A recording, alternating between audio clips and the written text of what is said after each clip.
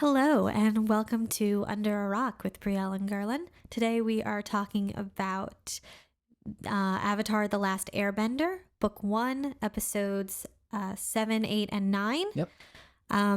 As always, the point of this show is that one of us is returning to the media from an almost nostalgic point of view, and the other one is new to the media. So with Avatar, with all the episodes where we talk about Avatar: The Last Airbender, Guerlain is the one who watched it when he was a kid. I'm the one who's new to it. So let's get started. Let's talk about Avatar. All right. So episode 6. No, Seven, 7. yeah. You just said it. Yeah. Episode 7. Spirit World, Winter Solstice, Part 1. Yeah, it's a two-parter, which is always fun. Right. Aang and Sokka and Katara show up at this town that's being, ravaged and, destroyed by a crazy mad spirit. And this is kind of Aang's first foray into the part of being an avatar that involves the spirit world and everything, which is cool. The way they introduced the spirit world was kind of not necessarily out of nowhere, but it was like, whoa, there's a spirit world? Like, what? Mm-hmm. There's spirits in this show. Funny how they started off the episode with Aang being. It was like his last, not necessarily last, but just one more glimpse of his childlike nature before we dive into something real serious. Yeah. Like he just dives into the clouds, like, oh, I'll find out for you. Yeah. It turns out it's made out of water. Like, yeah. Yeah, we knew that. And then from there to you see the forest all burnt down, which it never truly explained. Like, why did the Fire Nation burn down that forest? I guess kind of a slash and burn type of ideology. Like they wanted to destroy that village and they didn't want that village to ever kind of come back. Also, I imagine that using fire wouldn't do that kind of naturally. Right. I just think it's so powerful to see something like that because it really shows the devastation that the Fire Nation can bring. Because you're right, why would they do that? They could just, take over the town like they did with like Haru's town, but instead they just decimated it. And it's a very ouch moment. Like, you know what it reminds me of? It reminded me of Mulan. In Mulan, when they're singing Girl Worth Fighting For, and it's like fun and happy, and then they get to the village that Shan Yu went to, and it's just gone. Right. It's just gone. And it's such a whiplash moment. I think that's what this is supposed to be. To remind not only Aang, Katara, and Sokka, but to remind us as the viewers that, like, this is serious business. Like, this isn't all fun and games. Right. It's sad though. It really is, because you see how far the Fire Nation is willing to go in their quest for power. Disgusting. Yeah. I'm not laughing because I'm happy. I'm laughing because, like, awkward. Yeah, and then he gets to the village and they're like, you have to save us. Like, Hey Bai is like terrorizing us and people keep getting taken into the spirit world. And, we finally, when we see the spirit, it's scary. That is a scary spirit. Yes, it is. Like, I mean, it's not like, terrifying. Oh my God, I'm going to have nightmares. But it's definitely like really scary for a kid's show. And I think the way that the spirit looks is very clever because it hints at what it actually is later on in the episode. Right. Which I think is clever because, like, why is it called the black and white spirit? Like, what is that? And then you find out later why. And even before that though, before we get to Hey Bai. Oh, I'm sorry. No, you're fine. As Aang sees the whole burnt forest and everything, he feels dread, like, I'm the Avatar, I was supposed to stop this. And then comes in Katara with her hopefulness. Yeah. With the acorn saying that this acorn represents that this forest will come back. I know. I really like that part. I think it's such a beautiful moment. Yeah. And I think it's important that Katara was the one to show him the acorn because she is really, like, Aang may be the heart of the series, but Katara is his heart. You know, Katara is his hope. Not that it's her job, but like she is the one who always keeps him going. You know, without her, he probably would have stopped a long time ago. Honestly, you know, and it again shows her optimism, her hopeful nature that doesn't leave her throughout the entire show. Like after bad thing after bad thing after bad thing, she never loses that quality, and I just love that. I love that about her.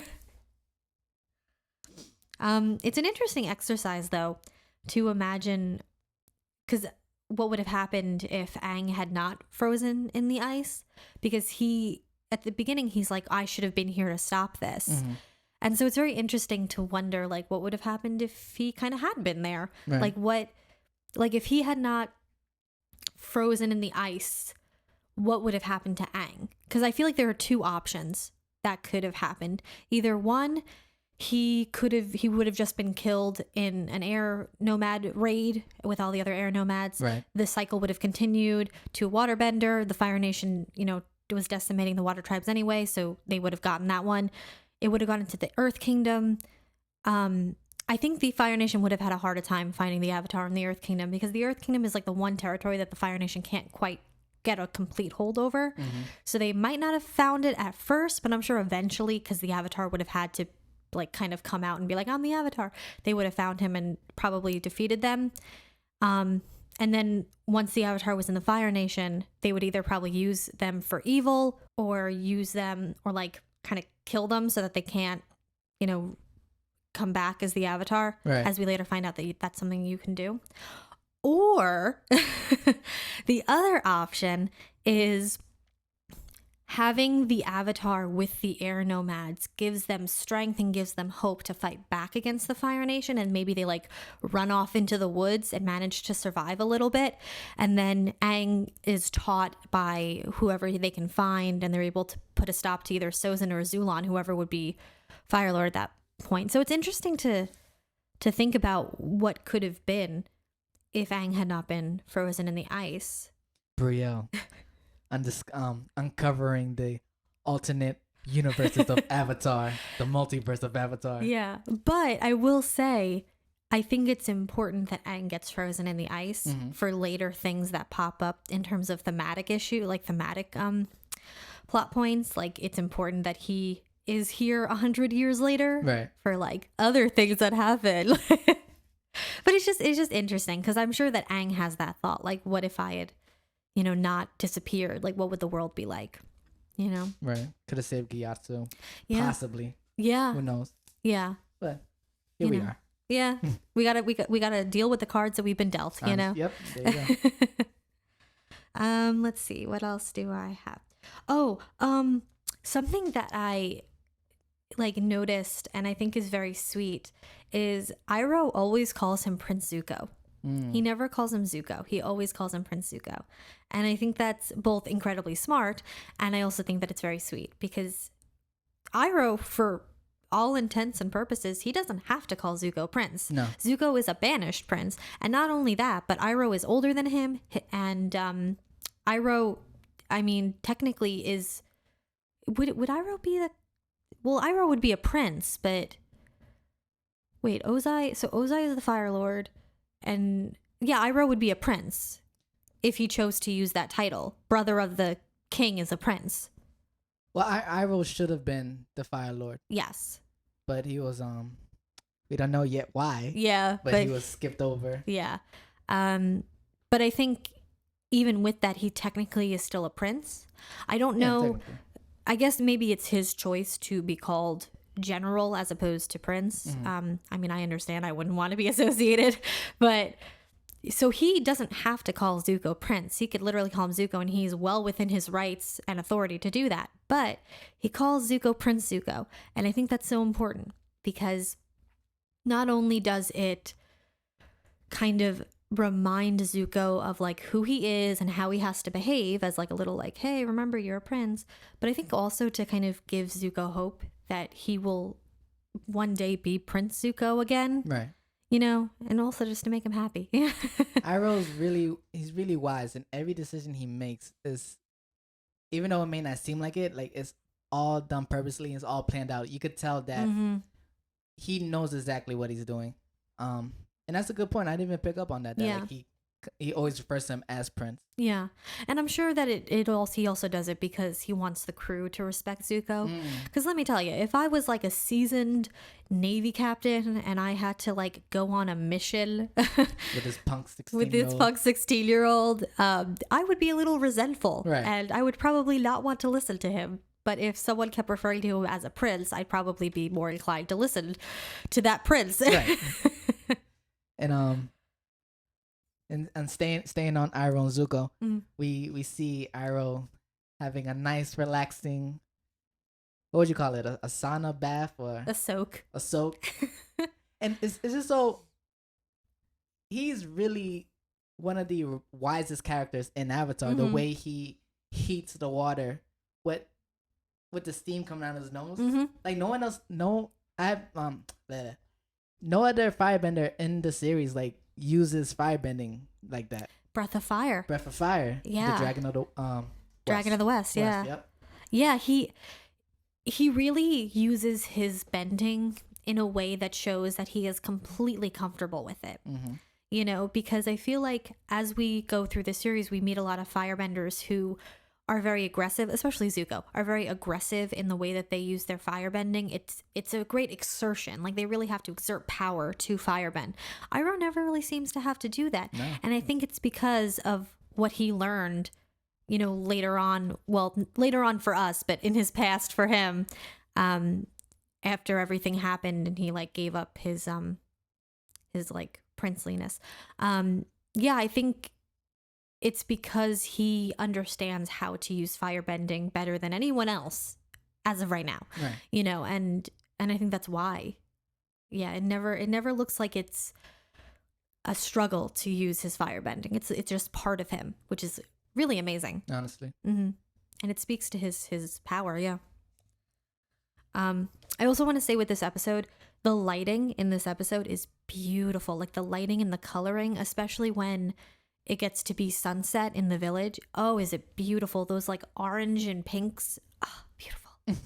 Chef's kiss. Yeah, it's really, really beautiful coloring. I just thought I'd mention that. You know, it's important to, you know, someone does that. Someone in a studio does that coloring, and it's important to acknowledge them. I don't know their name, which is bad, but but I acknowledge you, colorist. You're doing a good job. And it's so smart the way they played with it. When we get to this part, how as Aang is chasing Sokka and Heibai, how it's nighttime, they're all blue-ish, and then he's in the spirit world. The audience does not know that he's in the spirit world yet. I remember watching it as a kid too. I was all like, I wasn't immediately like, oh, they painted Aang the wrong color, because that's not a thought I would have back then. But I was just like, why is he still blue when the sun is up? What is going on? And then when he said, I'm in the spirit world, I was like, what? Like, what is going on? You know, I thought that was done really well. Yeah. You know, yeah. It's like that shock factor. Like as a kid, that hit me. That shit really hit me. Yeah. I was like, why is he still blue? Oh my god, he's a ghost. He's a spirit now. Yeah, that was really cool. I love how Sokka was willing to, you know, fight for Aang. He was right. Like everyone else was like, oh, Aang has to do this by himself. It's a spirit issue. He has to do it by himself. And Sokka was like, actually, I'm going to go fight. And I think that's so sweet because it really shows the growth of their friendship. And I love their friendship. I think it's so great and so funny. But it's sweet. Like, oh, Sokka really cares about Aang and he wants to protect him. He even gets like taken into the spirit world for him. Honestly. Like, that's crazy. And it's like part of that that warrior mentality Sokka has been implanted with since all the men from his tribe left to fight the war. Yeah. He was the only one left to like be the man. Yeah, exactly. So he just has that mentality, like no man left behind, no man is to be out there alone. So that's great on Sokka. Yeah, he's a good kid. Yes, he's a good kid. No longer a sexist pig. Yeah, he gets better. I also think that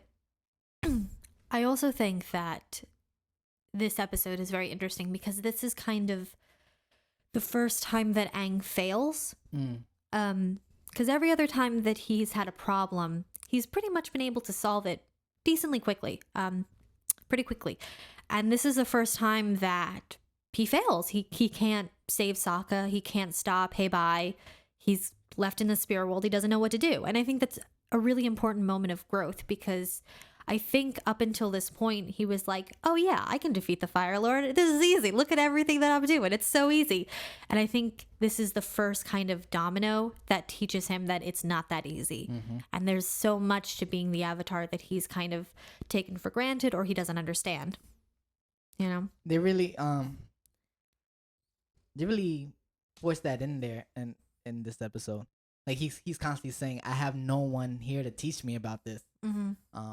And they reintroduced the question of how is he supposed to speak to Avatar Roku? You know, and he's just like, I'm on my own. No one's here. And then they this is the first episode where they coined the whole bridge between the human world and the spirit world. It's like, hey, great bridge guy. You know what you're doing? It's like, no, I don't. Yeah. Yeah, I think I wrote down the line where he's like, all I have to do is figure out what I have to do.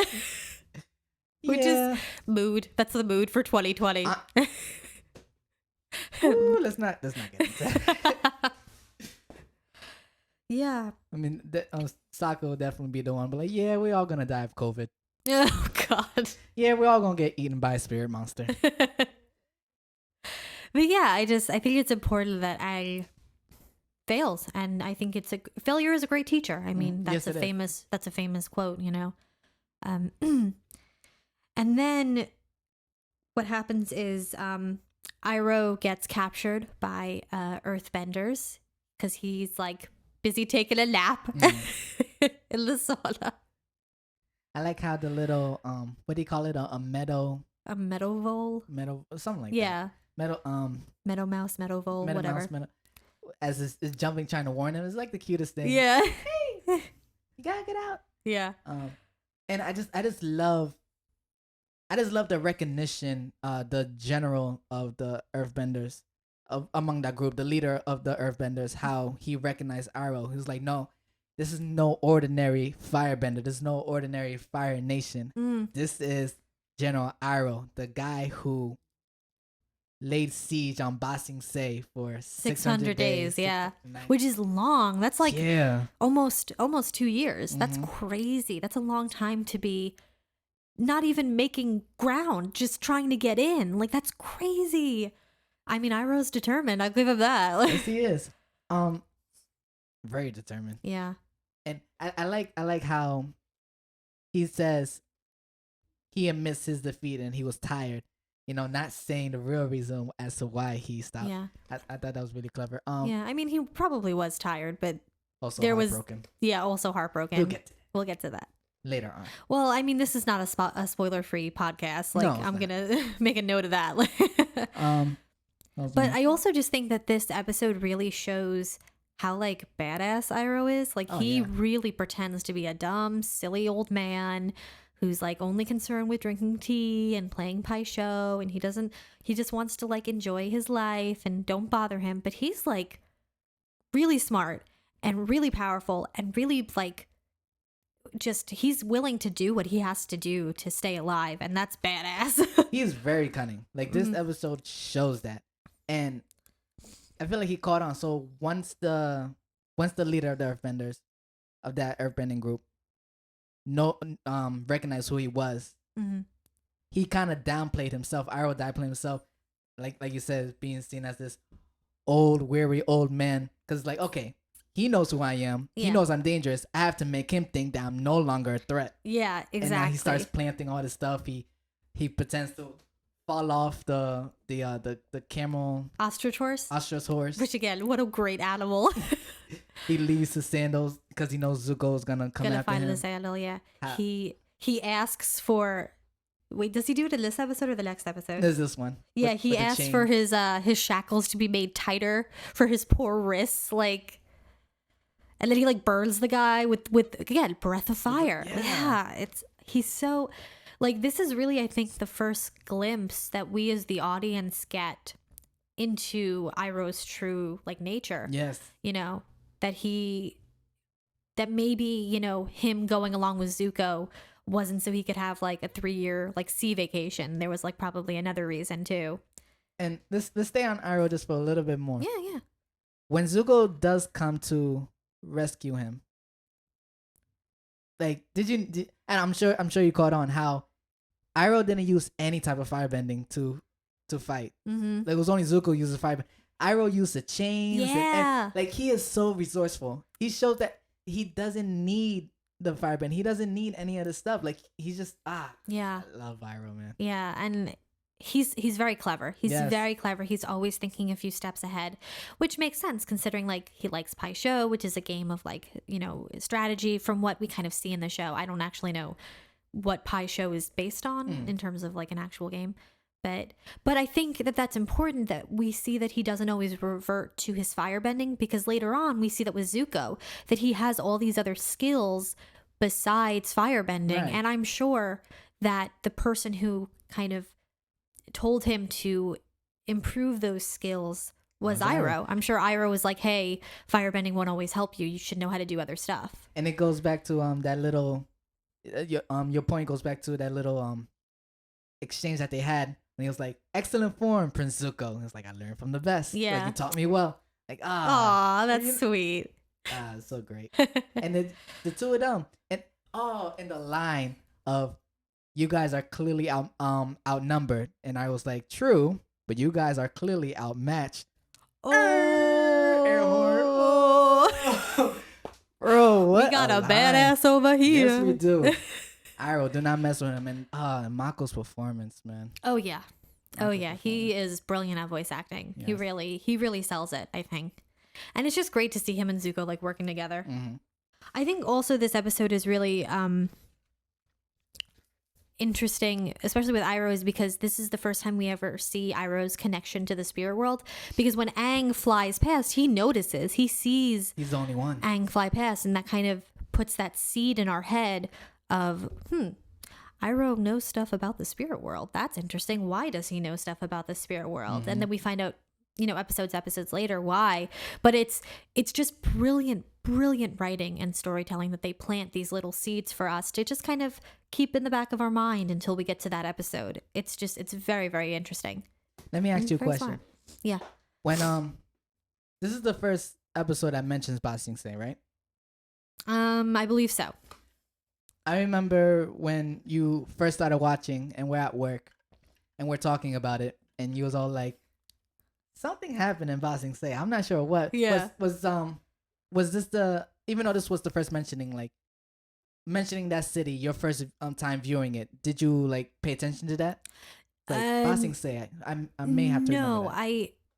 I think when I first watched it, like all in that big like binge, I don't think I really thought about Ba Sing Se until they started mentioning it, I believe, in book 2, when they're like actively trying to get there. Because literally it seems like every episode they mentioned Ba Sing Se at least 5 times. And so I was like, okay, something happened in that city. Because as you go through book 2, they start giving you a little bit more and more and more about like Ba Sing Se. So no, this mention didn't get on my radar. I was just like, oh, more interesting information about Iro. He was a more general. lore. Yeah, more lore. Gotcha. So no, it didn't spark me yet. Okay.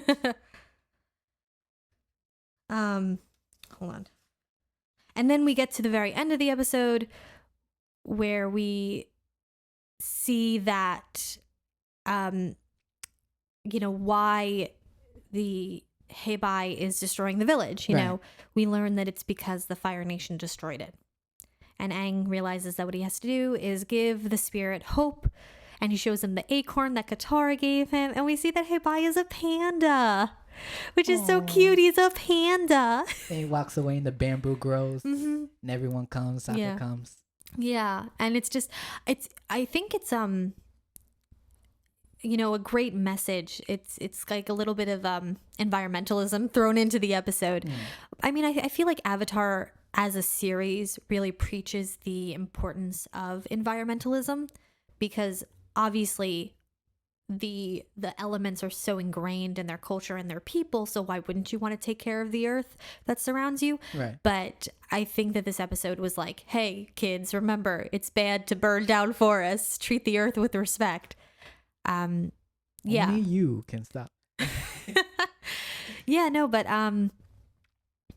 it's just, I think it's, that this episode has a very specific moral, which is like, you must treat the earth with respect, and that there's always hope that things will come back and grow, which is great that Aang was able to like save that village and appease the spirit. It's going to take a long time for that forest to get back to where it was, but it's going to come back. It's going to come back. And that's the hope that Katara gave Aang, and Aang gave the Heibai. Yeah. Yeah. So sweet, full circle. Yeah. Also, like, I want to talk about this later as we get through the series, because there's other instances, but like, Sokka was in the spirit world for like 24 hours and we never hear about it again. Yeah. Like, they never ever bring it up. Like, what happened there? Was he just like asleep? Like, what happens when a like spiritual person like Aang, who's supposed to be able to commune with the spirits, what happens when they go into the spirit world? Like, do they just like sleep? Do they go into kind of a dream-like state? Do they get to talk to people? Like, what happened? We never ever find out. They never talk about it again. It kind of seems like he was in a dream-like state. Yeah. Because he wasn't even sure what happened. Yeah, that's true. When he first came out, the only thing he knew was that he had to use the bathroom. Yeah. Yeah. Fun fact: the spirit world does not have any bathrooms. Yeah. It would have been nice to have a more direct answer, obviously, but yeah, I'm assuming that they're in a dream-like state and they're just kind of in limbo, not knowing what's going on. Yeah. I guess so. Yeah, and then Aang realizes that he has to talk to Roku. Wait, before we get to that though. What? When Roku's dragon is coming at Aang. Yeah. Bro, I thought, again, my little pubescent mind, I was like, they got dragons in this shit, bro. What? When I saw the dragon coming at Aang, I was like, oh shit, the plot thickens and everything. And then we find out that the dragon was Roku's dragon, and I thought that was cool. I was like, oh, cool. So every single avatar had an animal guide. Yeah, seems like it. That's great. Yeah, that's really cool. When they mentioned that, I was like, oh, cool. Like, so I wonder what who was Kyoshi's animal guide, and I thought that was cool. And then Fang takes them. They go to the palace. Yes, yeah. You're right. I'm see that Aang has to be there by tomorrow. From today, since it's the winter solstice. It's just something about every time Fang touches Aang with his whiskers. I guess. Yeah, his whiskers. I don't know. This that soft touch just to show him what's going. I thought that was a cool way for them to communicate. Yeah. Well, if Fang is Roku's spirit guide, that means that he's connected to Aang. Just like Appa would be connected to Roku, or vice versa. Right. Yeah. I think it's sweet. And I know that in Korra she has like that, like polar bear dog. That's like her spirit guide. Yeah. So yeah, it's probably like a thing that every avatar has like a spirit guide. I think it's that is really cool. You have like a best friend. Yeah. All right. And now we see that he has to talk to Roku. One thing, when I was watching this episode, I didn't catch it, honestly, 10 years ago or whatever. But watching it now, every time it jumped to the comment, like, yeah, like this episode and the next, for some reason, watching it today, it reminded me of that SpongeBob episode with Wormy. Yeah. And every time it would just jump to the yeah, with the bug. That was hilarious to me. It's like, well, there's another thing. What? Comment. Yeah. It just kept happening. I don't know. It was just funny to me. Well, they were on air at the same time. I mean, I'm sure that they probably talked to each other like the animation leaves. What's on your mind, Aang? Comment. Yeah. Okay, and then we go to part two, which is 8, which is Avatar Roku. It's all about him. I just The thing that I thought when I first watched the episode and then when I rewatched it last night, I was like, of course Roku would make it so like damn specific and annoying to talk to him. Like, of course he would do that. You can't just call him on the phone, be like, hey Roku, like you have to go to this specific palace on this specific day at this specific time. Like, we got a war to stop, Roku. Come on. Like, you failed to stop it the first time. Yeah. And now, come on, bro. Especially when like later on in the show, Kyoshi just pops up just to do stuff. Like, we know that they can do that. We know that the avatars can just pop up whenever they want. And so it's funny that Roku's like, I'ma wait. Well, I guess not whenever they want, only because Aang was wearing Kyoshi's garment. I mean, yeah, that's true. I guess that made them a little closer. Yeah, I guess that's where true. she could like possess him. Yeah. But even so, like Still, yeah. It's like, of course, Roku. Yeah, so Aang has to go to Roku's palace, and to do that, he has to fly through a Fire Nation blockade. Of course. And who's there but Zhao? Zhao. General Zhao. Yeah. Commander, General, Admiral Zhao. We don't know. No, now it's General. Oh, now it's General? Now it's General. You remember? Yeah. Okay. Watching this, I was like, for those who listened to episode 1, we wasn't too sure if it was General or Admiral. Yeah. It's General now. It's General now. And then he becomes Admiral. Okay. Good to know. It's General Zhao. Okay. I also think it's really funny because like Zuko's chasing them and Iro is like, Zuko, if you go into this Fire Nation blockade, this would be the foolish thing you've ever done. And I'm like, really, Iro? This is the most foolish thing he's ever done? Really? I mean, I understand that going into a Fire Nation blockade is pretty foolish, but this specifically right here is the most foolish thing he's ever done. Not like anything else. Nothing else is coming to mind, Iro. Hey, man. I guess he's just more thinking like, all right, yeah, you got your face burned, but if you're found in the Fire Nation, they could kill you. Yeah. I guess maybe. Yeah, I guess so. I agree with you though. Like, it's just funny. Yeah. I mean, like, I know, because at this point we don't know what happened to Zuko, so we don't know. We assume that this is the most foolish thing. It's also like, I feel kind of bad for Zuko in this episode because he is just, he is in denial. Yeah. Like, he really, really thinks that his father will be okay with him going into Fire Nation territory. Even if he brought back the Avatar, he really thinks his father would be okay with that. And that's sad. I mean, it's understandable considering, everything that led up to this point and the abuse that he suffered at the hands of his father. But it's really sad, that he still believes after all this time that his father will welcome him back.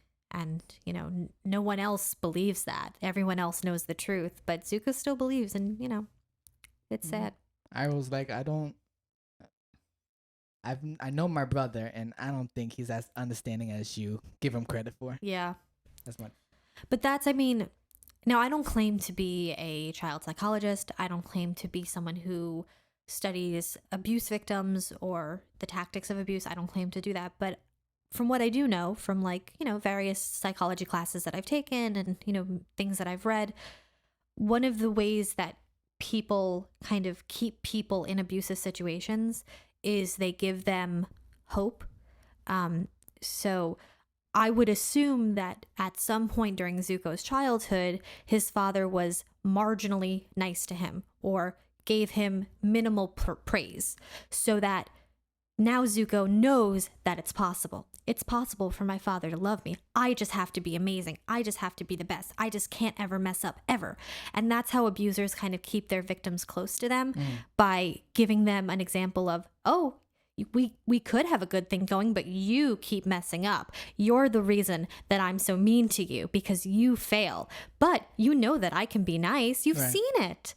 I love you, And so I think that's why his denial is so deep inside of him, because his father must have given him a tiny sliver of affection and he just holds on to that because the truth is probably unbearable, and he's not ready to face that yet.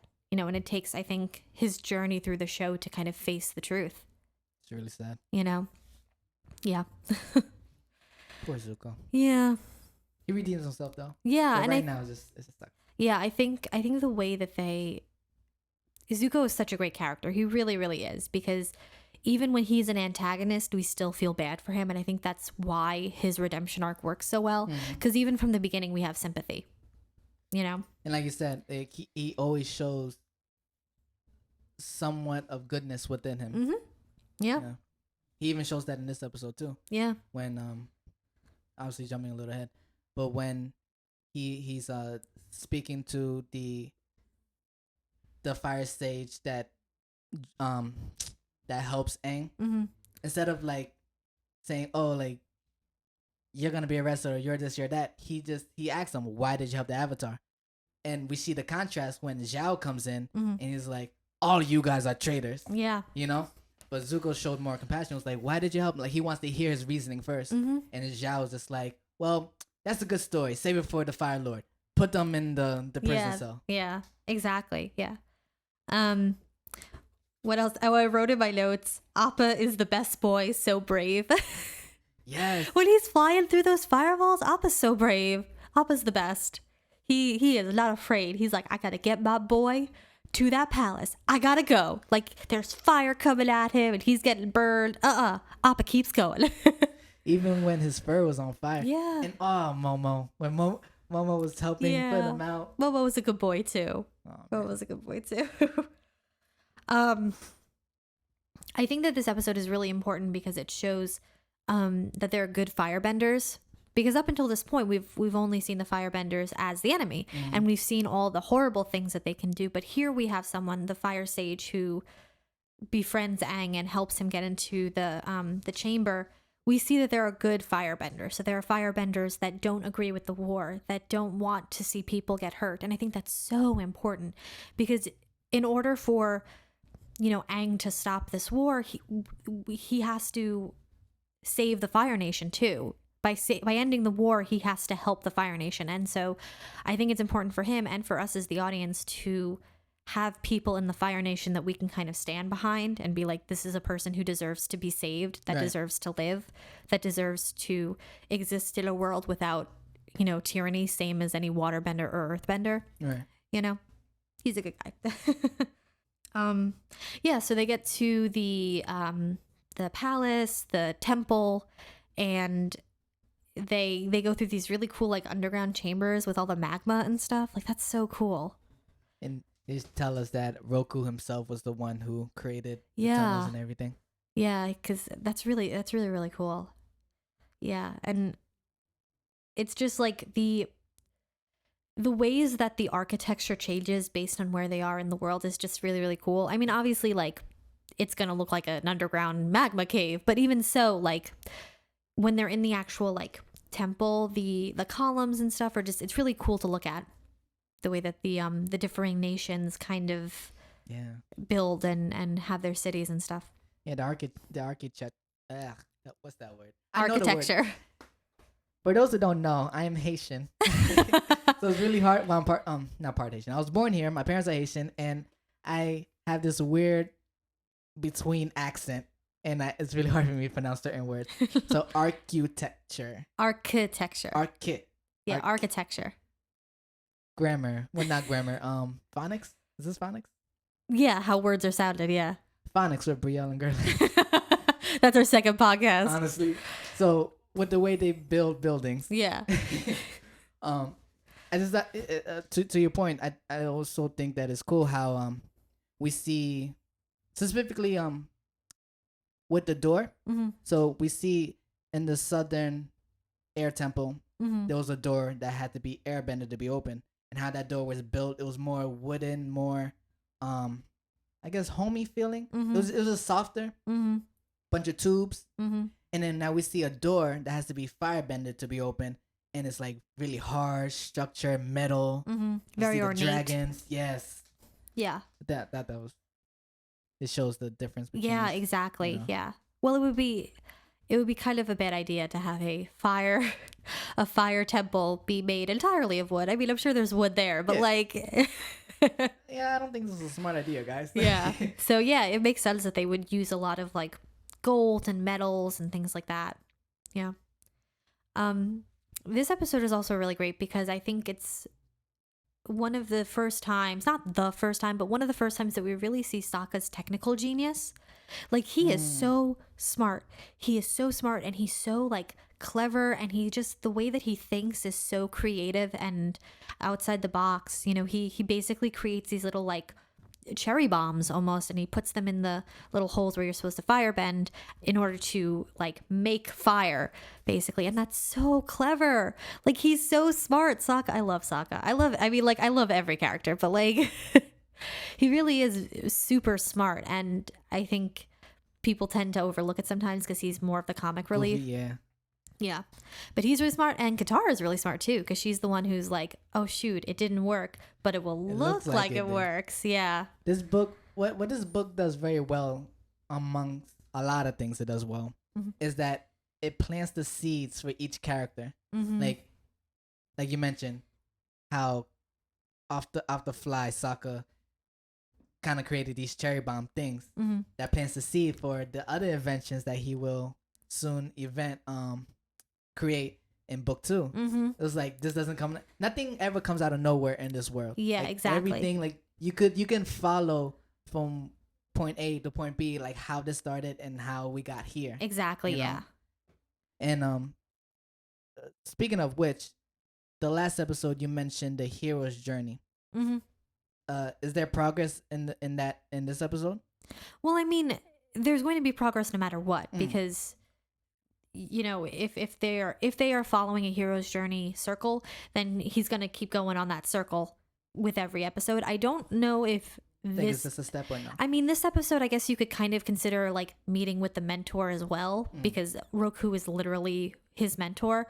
I don't know if it's like a specific like point besides that. I mean, I will admit I kind of wasn't super keeping an eye out for that with these episodes. If anything, I would say it was like another addition to the meeting with the mentor. I mean, I believe the King Boomy one is like that one specifically because of the whole like, oh, they thought he was someone else, but he's actually King Boomy and he has to give advice, and he gives Aang his like mission. But you could consider that Roku, this episode, is meeting with the mentor as well, because Roku gives him his mission, which is he has to stop Ozai before the comet, basically. That's why he keeps getting those visions. Okay. Yeah. Gotcha. It's a little funny because I mean, I would say this. It's good that Aang doesn't say this, but I would say this.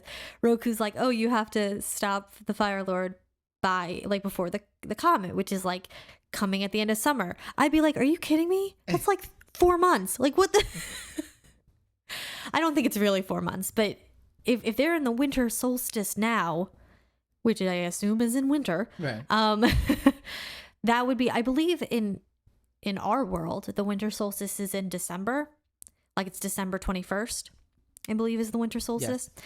So that means that he has December, January, February, March, April, May, June, July. That means he has like 8 or 9 months.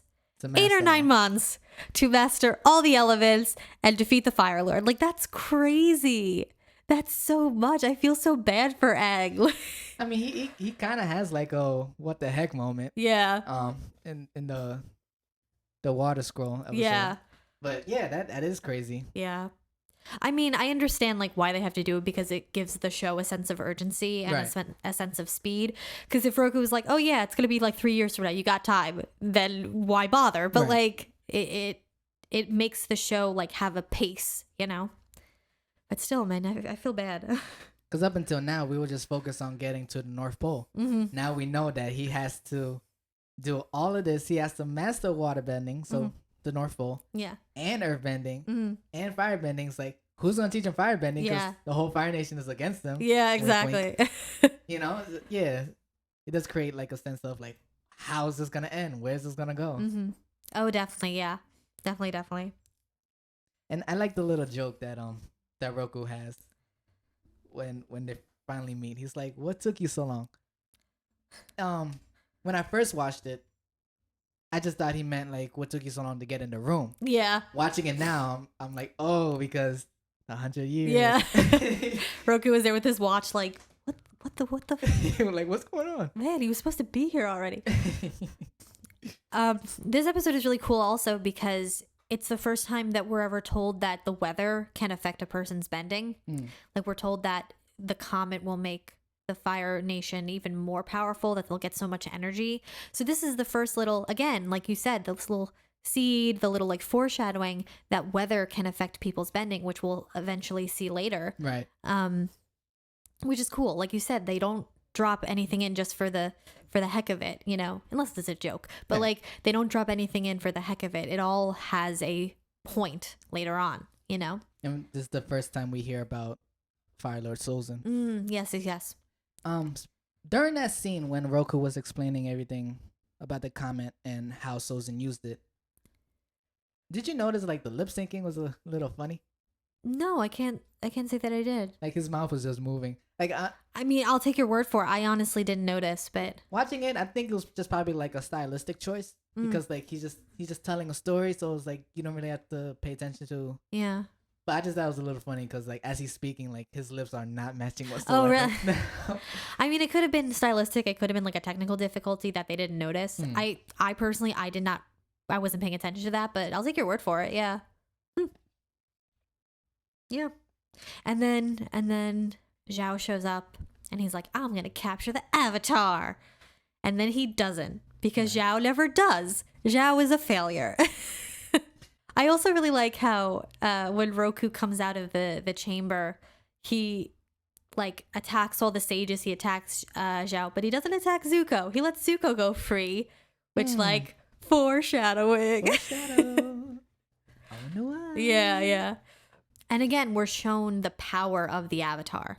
And we're shown the power of his past lives to embody him and help him, which comes into play throughout the series. Yes. Yeah, which is cool. It's always really cool to see, his past lives come through to help him. When I don't remember when if when this episode first aired, if they did it back to back.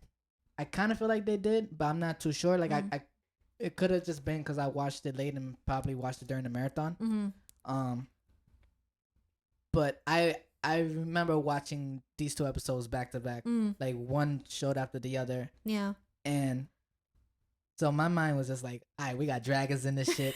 And then when Roku came out the room, and I was like, oh shit, and we got like ghosts possessing Aang and everything in this shit. Like this show's amazing, bro. Yeah. Like the power. Just a tiny detail. I don't know why like this stuck out to me, but when Roku was bending fire out of the ground, yeah, like the lava, how like they animated like his legs sticking out of his robe. Yeah. I don't know, just something about that. I'm like, this is an old ass dude, but like he got so old ass spirit dude, but he got so much power, bro. Yeah. Like this episode blew my mind as a kid, and it's still amazing today. Yeah. Oh, definitely. Yeah. It's just because Roku had his whole life to master his elements, and it shows. It really shows. And like his little glance to the sages. It was like, and the sages like, oh shit. Yeah, we're in trouble now. Man, we're in trouble now.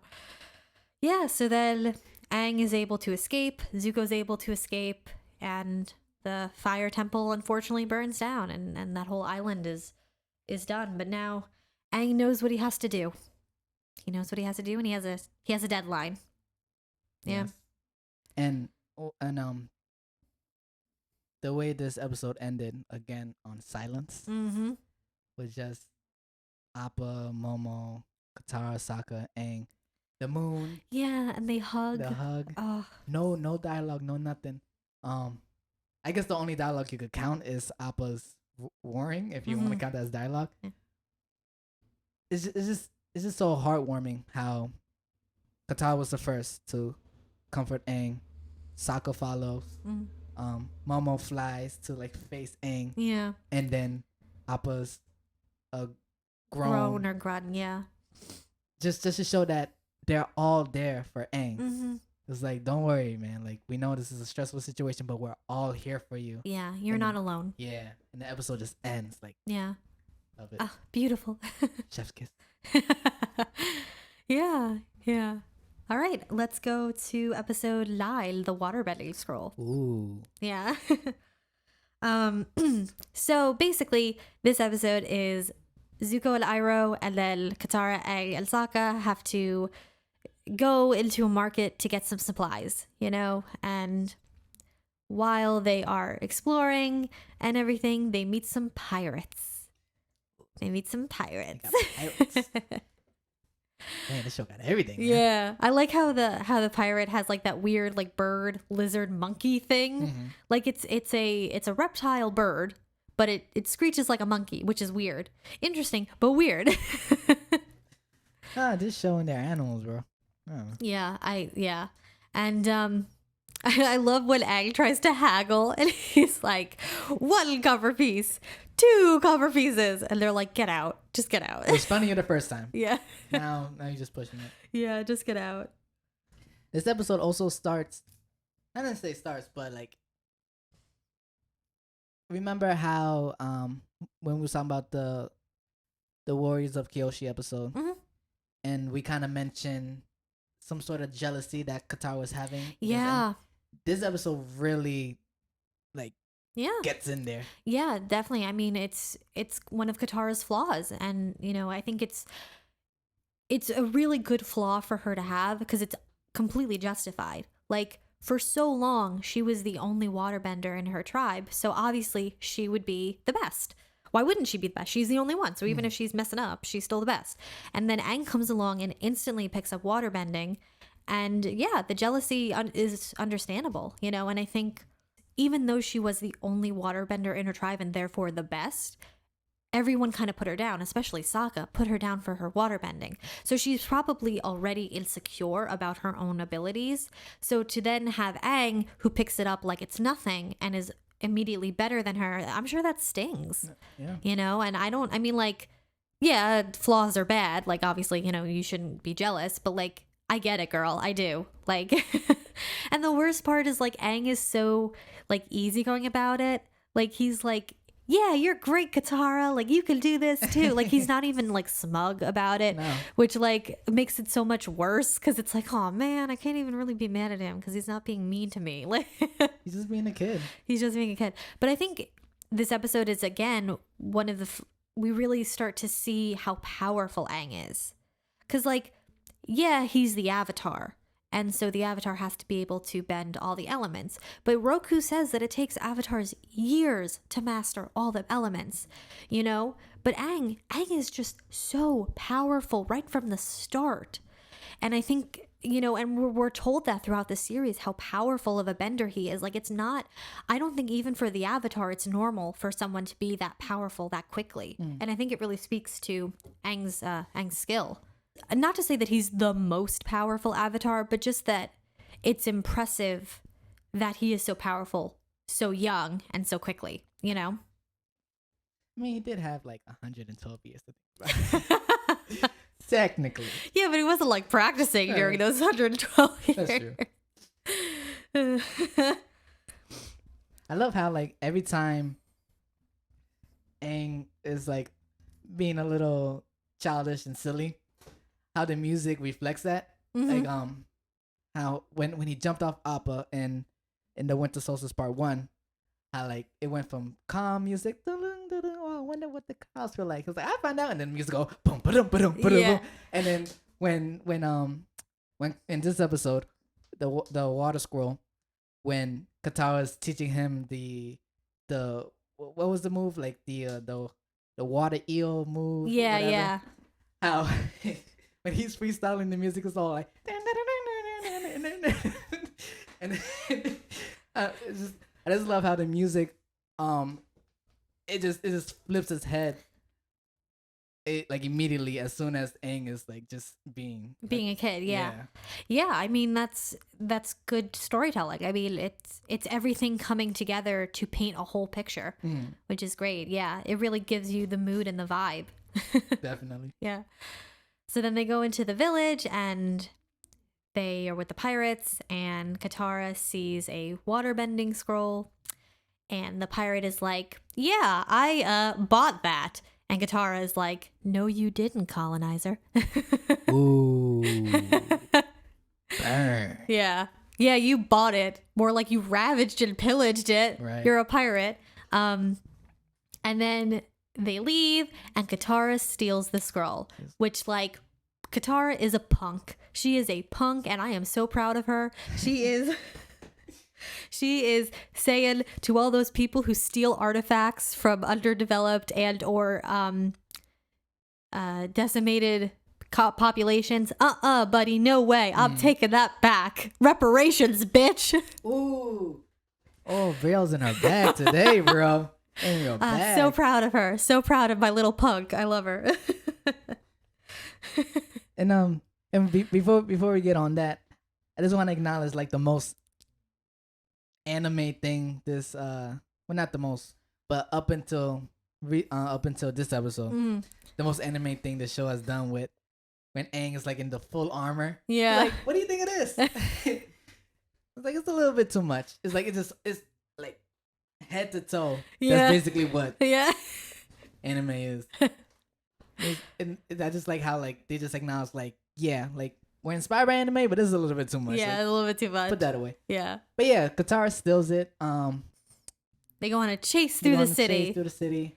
Oh wait, this is the episode where they got the bison whistle, right? Yes. And that comes into play. That comes into play later, yeah. Not even just in this episode, but later on in the series. Yeah. But they run through the city, and who should they run into but the Cabbage Guy? And they destroy his cart again. Will the Cabbage Guy ever have a day's peace? I don't know. Will he ever sell his cabbages? Who knows? Who knows?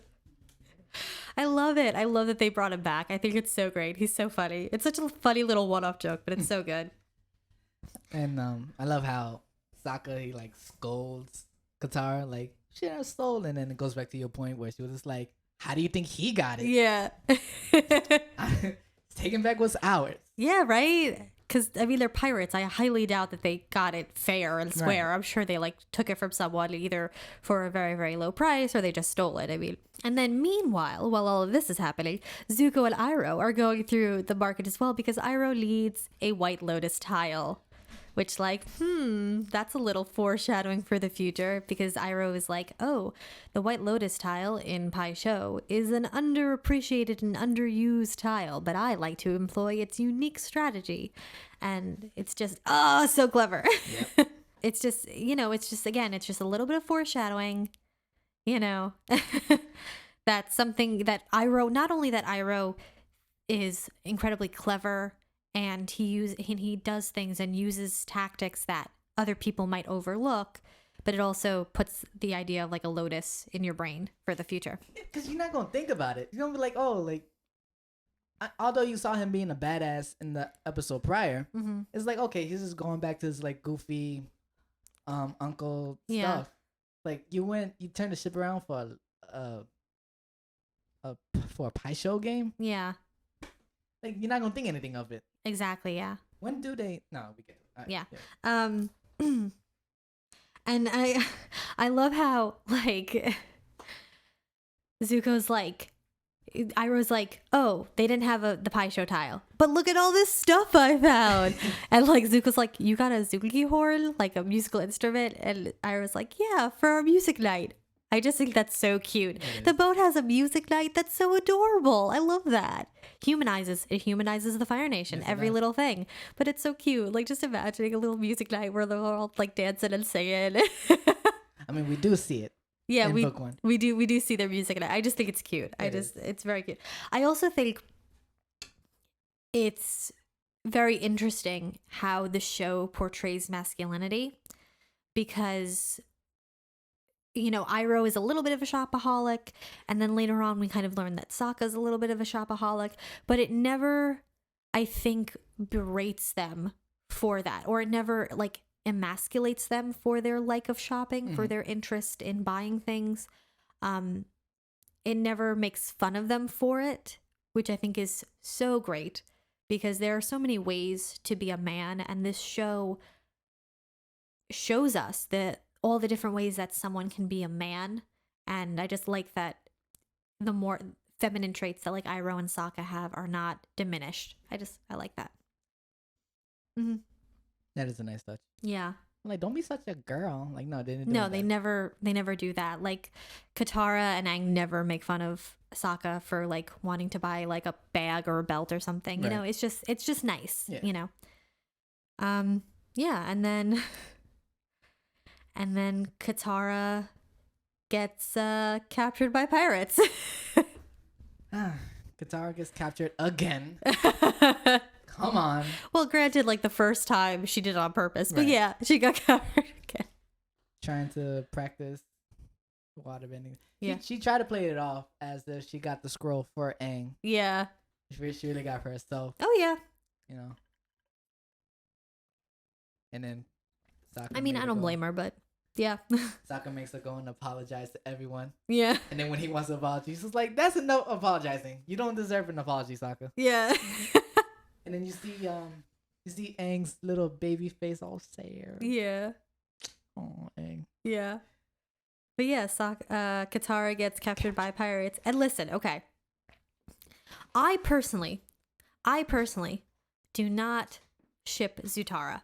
Personally, I do not. I have several reasons for that. I'll discuss them later as we get further into the series.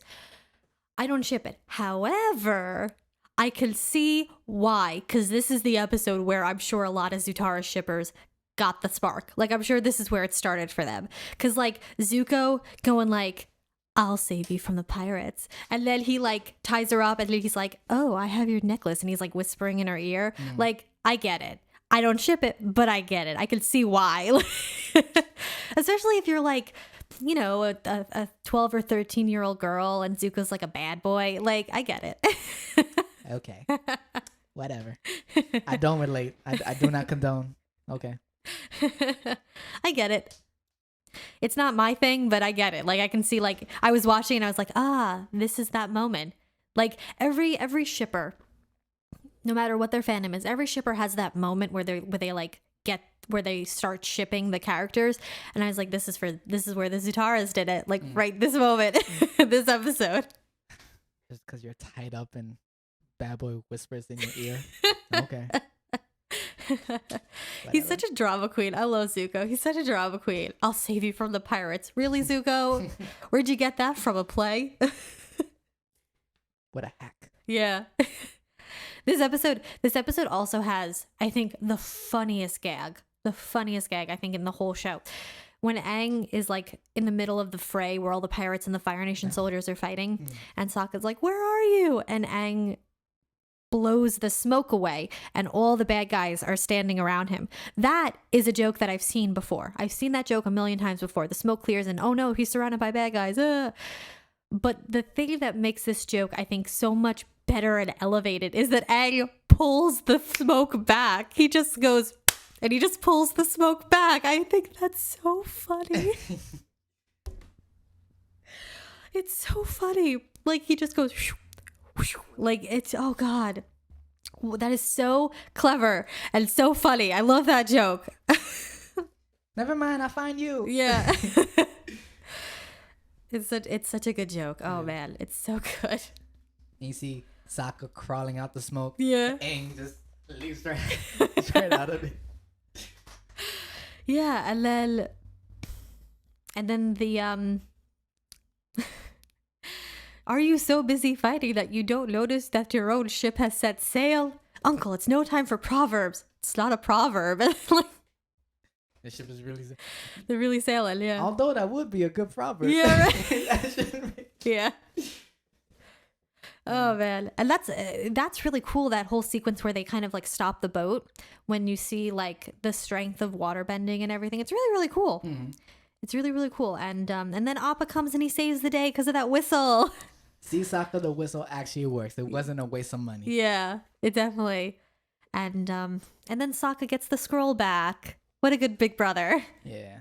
He gets the scroll back. And then Zuko and Iro lose their boat because it falls off the cliff. Dang. And the Pai Sho tablet was in his sleeve the whole time. And now it's gone again. Yeah. Zuko threw it. What a marvelous adventure this was today. Really? I just like this episode because we kind of see all of the all of the gang working together to fight off the pirates. Like Katara and Aang are pulling the water, and Sokka's like pushing the guys like off the boat, and like even Momo's in on it, and Momo's like flying to like distract the bird, and he actually like traps the bird in a flag. Like everyone just works together so well. They're such a good team, and I just like that. Teamwork Makes the dream work. Right. Yeah, I think this is just like a funny episode, you know. Everyone's having a grand old time. I think that's it, right? Yeah, that's it. These episodes kind of go pretty fast because Yeah. once we kind of figure out what we need to do, it's just a matter of getting to the North Pole to get that waterbending teacher, you know. Yep. All right. Yeah, I think that's it. I think we're done with these episodes. Yeah, this went by really fast. Did it? I'll check later. Yeah. All right. Well, thank you guys for listening. We will be back with another episode soon. We hope you liked it. Thanks for watching if you're watching. Thanks for listening if you're just listening. Yeah. All right. Signing off. Signing off.